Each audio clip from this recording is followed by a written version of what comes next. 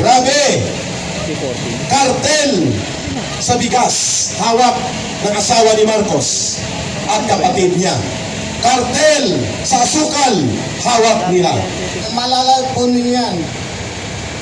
Dahil yung nga, gusto nilang mahawakan ang smuggling ng sibuyas.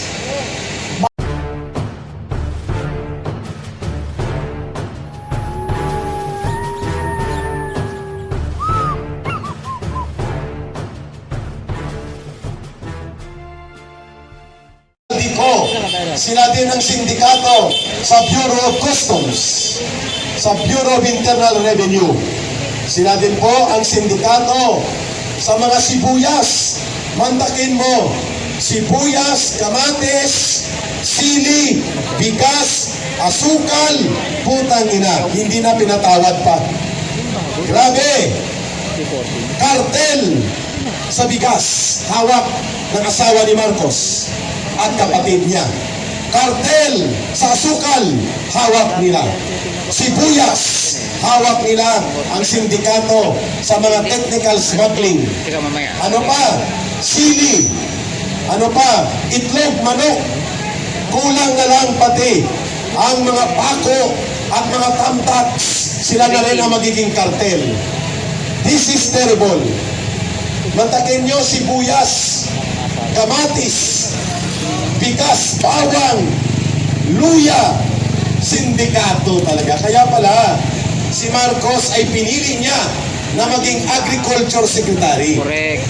Para iplastar niya ng swabing-swabe ang smuggling sa agrikultura. Mantakin nyo, 20 billion pesos ang kinikita ng sindikato sa smuggling sa agrikultura na pinangungunahan ng asawa ni Marcos. According yan kay Saldico. Si Saldico po, kasamahan nila sa pagiging kriminal, mandarambong din. Subalit, ang knowledge at impormasyon ni Saldico nanggaling mismo sa kanyang direktang kaalaman bilang bahagi ng sindikato. Kaya mas kapani-paniwala si Saldico kung ikumpara kay Ping Lacson at kay Tuta Soto na nagtatanggol kay Marcos, si Saldico, kasama sa sindikato. Kaya nga, walang ibang nakakakilala sa magnanakaw, kundi kapwa magnanakaw. Walang ibang nakakakilala sa amoy at balahibo ng mandarambong, kundi kapwa mandarambong. Si Saldico, mandarambong, pero dobleng mandarambong at mastermind, si Marcos at sila Romualdez. Yan ang katotohanan. Kaya lumapit na po kayo kasi kung ayaw nyo pang umalis sa poder si Marcos, edi 2 taong kalahati pa, pamumunuan tayo ng pamilya ng mga sindikato. Pwede ba yon?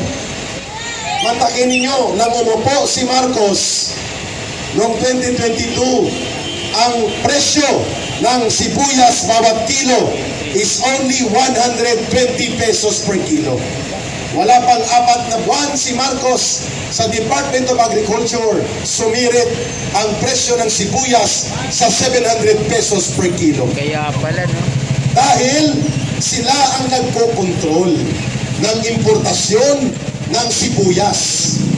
Kaya bilyon-bilyon ang kinikita. Yan ang ibig sabihin ng kartel. So hindi lamang drug addict si Marcos. Siya ang pinakapinuno ng kanilang sindikato na ibinulgar ng kanilang kasamahan sa sindikato. At yan ay hindi lamang flood control ang kanilang kinontrol, kundi pati ang kartel sa bigas, kartel sa asukal, kartel sa sibuyas.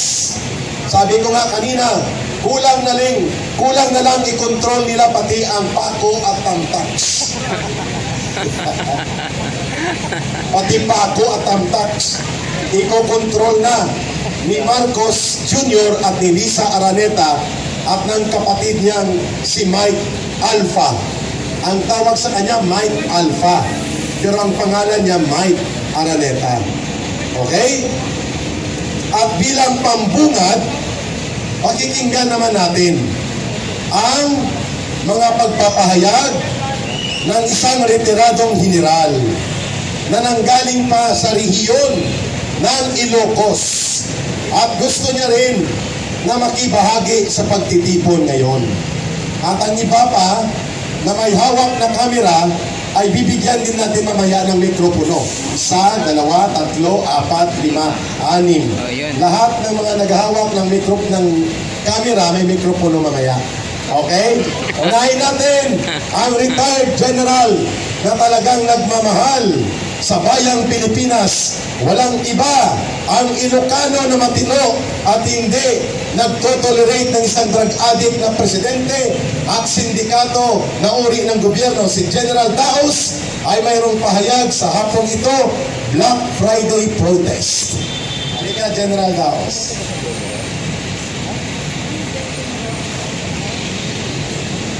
Magandang hapon sa inyo, mga kapwa ko Pilipino. Narito na naman po kami upang iharap ang aming damdamin na dapat na mag-resign si Marcos dahil sa mga isyong ating nararanasan ngayon. Ang pagnanakaw sa kaban ng bayan ay sobra-sobra. Karapalan ako. Karapalan ang pagnanakaw. Susugan ko yung sinabi ni Ka Eric. Kung pagtatagpi-tagpi natin ang mga nakaraan noong panahon pa ni Tatay Digong, nilapit ni Bongo kay Presidente Digong si BBM at pinapa-appoint niya na maging Secretary of Agriculture. Noon pa yan, noon pa. Bakit masidhi ang kanyang intensyon na maging Secretary ng Agriculture? Kung maalala nyo, maalala po ninyo yan. Dahil yung nga, gusto nilang mahawakan ang smuggling ng sibuyas, bawang, frozen foods. Mga frozen foods, yung baboy, manok, kulang na nga, sabi nga, pati tamtax eh. Nung hindi pumayag si Marcos, ay si Presidente Digong na maging secretary.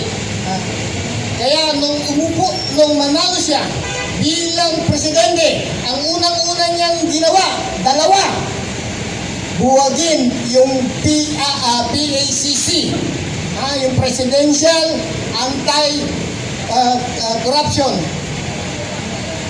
Pangalawa, inupuan niya, kumbaga nilimliman niya, kumbaga sa manok, nilimliman niya yung Department of Agriculture. Kung current position, presidente, saan ka nakakita nun? Presidente ka na, magsasekretary ka pa ng agriculture. Kung hindi ka ba naman may hidden agenda, kung papatagpi-tagpi natin yan. Nung umupo na siya, sabi niya, ang pangarap niya ay pababain ang bigas.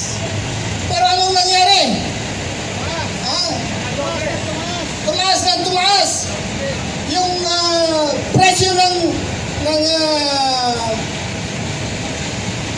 sili, presyo ng sibuyas, presyo ng kamatis, tumaas dahil nga sa kartel.